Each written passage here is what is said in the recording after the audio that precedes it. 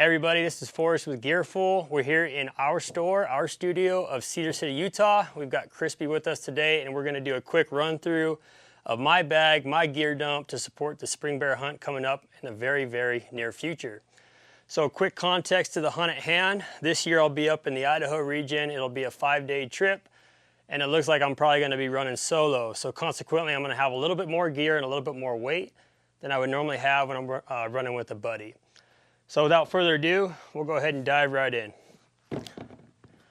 Launched in 2023, sticking with them in 2024, the Crispi Brickstall Mountains. I'm going to keep them with me. I'm tempted to want to switch to the Laponia 3s because I think they're going to be pretty sweet, but I'm going to stick with the tried and true until I get a few more miles on those Laponia 3s here locally on the basic training hikes and things of that nature. So again, the Crispi Brickstall Mountains are going to be with me. We'll go ahead and dive into the clothing. Couple gear pieces specific to the clothing, and then we'll dive right into the bag. For clothing, I'm going to run a lot of synthetics for spring bear, perhaps to try and not only assist with drying out, but also maybe trying to prevent some of the ticks I might encounter. All in all, they're pretty much inevitable. But the Sitka Equinox guard pants, specifically in the color Coyote, I like running with the Hunt Solid because if I can see the ticks crawling upward before they embed, I'm going to get them off my person more easily. Those are pretty good pants for several reasons. One, they're treated with permethrin. It's good for up to 70 wash cycles. Gives you a little bit of a chemical protection element to preventing the insects. And they've got some lightweight built-in leg gaiters that act as a barrier there too. So in my opinion, that's going to be a win. Those will be my pants. I'll have merino boxers on. I won't have any base layers other than that. And I'll be running with the marsupial web belt. For my base layer, my favorite there for the trip at hand is going to be the Stone Glacier Avro synthetic hoodie.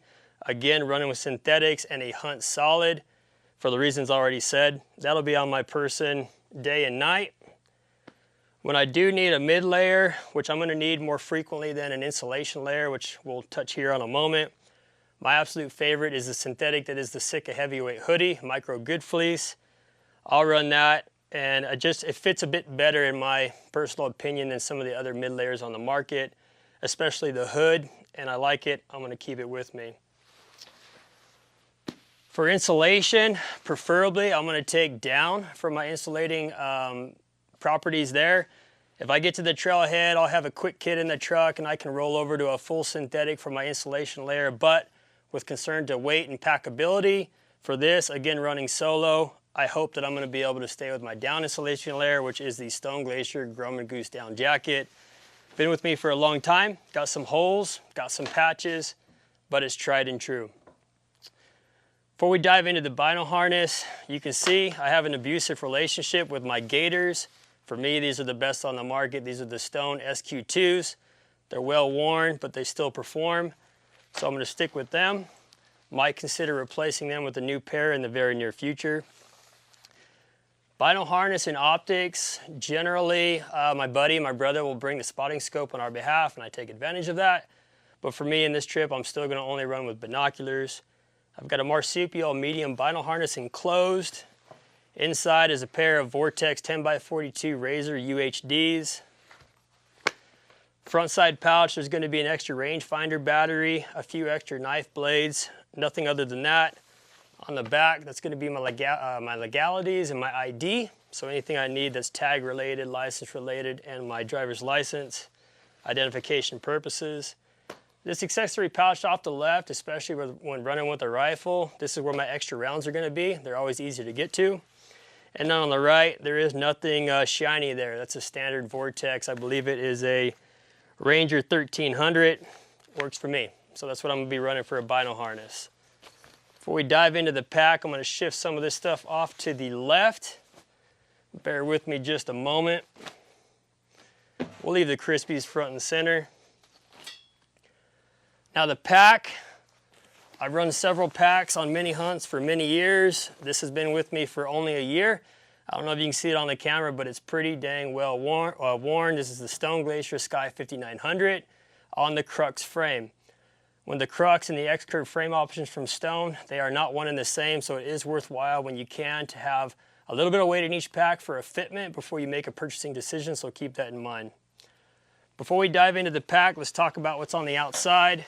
Trekking poles. Full disclosure, they're not going to be folded and strapped to the pack, but for the sake of getting into the studio today, here they are. These are the Lecky Black Carbon Micro series. They are full carbon. There's 3 years of use on these. Be cognizant when you're using carbon, full carbon trekking poles, because they are obviously more fragile than aluminum, but the weight savings is a benefit on my behalf. This large accessory pouch here, that's going to have, I'll go ahead and dive into that. That's going to have my essential electronics. So what I've got here in a Kifaru small pullout is an Anker power bank and a couple other short length charging cables, one for my iPhone, 2 for my headlamp, and another one for a stereo pin option 2, although that stereo pin's not in here. Headlamp, had it and I love it. This is the Petzl Swift 900 RL. It's got the reactive lighting, so you're going to be able to save battery power when you're looking out and about. It'll give you more lumens and a higher illumination, but when you're looking down and in, it's going to de-gain so you're not wasting battery when you don't need to. The other item in here is going to be the Garmin InReach Explorer. Still running it. Service has been a little questionable, or specifically the performance, in the last year, so I'm likely going to upgrade before the trip at hand. I still have a few weeks, and if I do, it's definitely going to be the Garmin Mini 2, but I'll throw that back in there. Other side of the pack, if you haven't seen these products, you need to check them out. This is a Tricer BC tripod. Looking back, I wish that I would have gone with the Tricer AD, that is the full-size variant, for 2 reasons. One, the increased weight is extremely minimal between the BC and that full-size AD. And then the packability, because I strap it on the outside of the pack, the added length, which is also minimal, doesn't really pose any challenges there. Running with the LP pan head and the BA Bino adapter, minimal weight. So that's going to help me out, because running solo on this trip, I'm going to have more weight when it comes to the shelter. I do run with a Nalgene by personal preference. I don't like using a bladder with a hose up and over my shoulder. I prefer a Nalgene. It works hand in hand with my stereo pin 2, which you'll see here in a moment. One's going to suit me for the springtime where I'm going to be operating, because I know, or I have reason to expect, water is going to be readily available with snowmelt and the like. So with the Stone Glacier Sky 5900 in the lid, what you're going to see here is my spring bear dump, or gear dump, for 2024 minus weapon and food, if I hadn't already said that. In my lid, I'll keep my day's rations. In addition to that, I'll run with easy to use water purification, sterilization. This is the Stereo Pin Classic. Key tip here is, before you roll into the hunts that are 2024, look back on your electronics, replace batteries, ensure that anything that is a rechargeable battery, it will still retain a charge. So it's got new batteries in the Stereo Pin Classic there. I do run. I take some heat for it in the office here, but based on my background, there's people on the other side of the world that live in more arid environments than we could even imagine. There's a lesson to be learned there. This is a Schmog. I'll use that for predominantly keeping the sun off my face. As I get older, knocking on the door of 40, the sun is less friendly to me. And I use it for anything else too, wiping your hands, even getting the big floaties out of water before I drop them into a Nalgene, things of that nature. Glassing pad is pretty high tech, nothing more than a cutout of an old sleep mat. And then the only thing there, other than that would be in a lid, is the, again, day's rations. So we'll go ahead and flip that lid up and over, get it out of the way. What I like about the Sky 5900 is its adaptability, whether you're running day trip from the truck or from a backpacked in spike camp, or if you're running multi-day. So in this pouch here, there's some essentials. Doesn't matter if it's spring or fall, I'm gonna run with a tarp. It's invaluable for those passing showers that present themselves unexpectedly. This is the Kifaru sheep tarp. Been with me for a number of years. It's just about the right size. And it's got cordage already attached to the guideline point, so I don't have to be messing around with that, and I can actually stay dry. In addition to that is the majority of a Stone Glacier first aid kit. That's a new product for 2024. If you haven't seen it, check it out. It's a good baseline.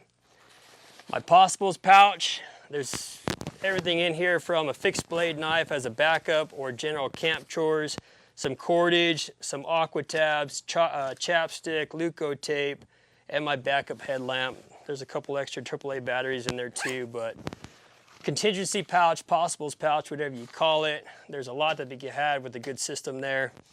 But you can get carried away, so don't put too much weight in that. These are my tent stakes. I purposefully keep these next to my tarp because I want to throw it up in a hurry and I want to stake one side more often than not.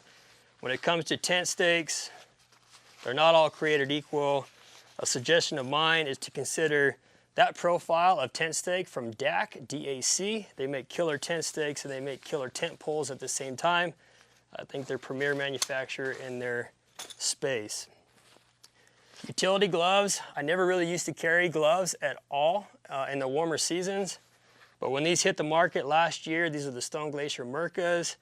Man, they're just nice. Whether your hands are on the cork handles of your trekking poles, or if you're breaking brush, or if you're snapping twigs to start a fire, it don't really matter. If it's a camp chore, these are a nicety, borderline need to have in my opinion. And that's everything for that pouch. Now we'll go ahead and dive into the main bag compartment. I'm gonna try and show you how it's laid out before I dive in to give you an idea of how I load it out. Keep in mind that this is gonna be a solo backpack trip this year. There you go.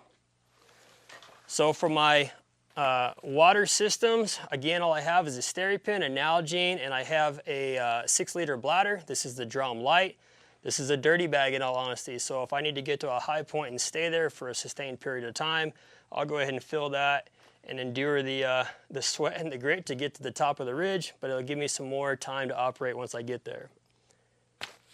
For a sleep mat, I've got the Thermarest Neo Air NXT. Gives you about a 4.5 R value. It is lightweight and this sucker is durable. No punctures. I really don't have an expectation that it will puncture so long as I'm cognizant of where I'm putting it, but I do have a patch kit in that possibles pouch too. Lightweight, gotta have it because a good night's rest can make all the difference in the day that lies ahead. For a stove, I'm gonna run lightweight. I won't be cooking anything other than freeze-dried meals in all honesty, or top ramen, so the Jetboil Stash gives me increased packability and decreased weight. Therein is a burner and a fuel canister. That has been pretty sweet. For a pillow, I do carry a pillow. The Sea to Summit Arrow's Down Premium, or correction, that's not the Down, the Arrow's Premium. So that'll get my head up off the flat floor. For a sleep system, I love it. This is the Stone Glacier Chilkoot 15. I use this 80 to 85% of the time on my backpack trips. Come spring, where I'm going to be running, there's the expectation that I'm going to have several creek crossings, and there's the expectation of several passing showers or sustained showers. So, creek crossing specifically, that Chilkoot 15 fits very nicely in a Sea to Summit 13-liter evac compression dry bag. So, if the unfortunate occurs and I turn upside down like a turtle in the water, at least I know my down sleeping bag is dry. And I don't have to deal with the headache of drying that out in the days ahead, which can be a very big pain in the butt. Shelter, a little heavier than is standard, but again, running solo. Stone Glacier Sky Solace one-person tent. I do like to run with it depends, right? But in this year, I'm going to run with a full-size tent, or a full tent to that extent. So I'm going to have a floored shelter, if you will. But that's a solid system. It's also a minimalist footprint for an actual tent, so I'll use that to my advantage. Rain gear is easily accessible. There is no, this is the best rain gear in my opinion, and that's through sustained usage. This is the Stone Glacier M5s. This happens to be the original M5s. I know they came out with some new ones this year. But Stone Glacier M5 pants, Stone Glacier M5 jacket, readily accessible. So we're getting down to where there ain't much left. Kill kit, nothing too shiny.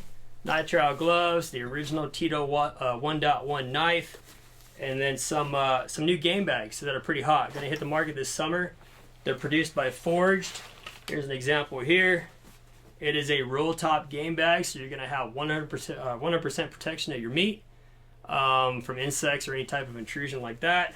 And it also provides a carrying handle. Killer product, we like it, gonna stay with it. Again, available this summer. Anyhow, that is a down and dirty of my bag dump to support Spring Bear here in 2024. Hope you found this useful. If you got any questions, give us a holler at gearful.com.